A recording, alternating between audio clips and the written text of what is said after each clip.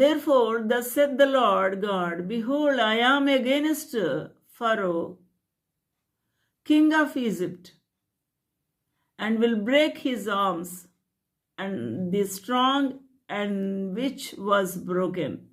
And I will cause the sword to fall out of his hand.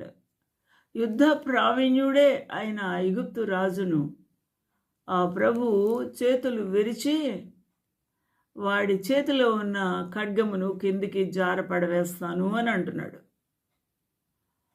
ఎందుకనగా దేవునికి విరోధంగా ఉన్నాడు, దేవుని యొక్క ప్రజలను హింసించి ఉన్నాడు, దాసత్వం చేయించి ఉన్నాడు, బానిసత్వం చేయించి ఉన్నాడు ఇశ్రాయేలు వారిని. ఆయన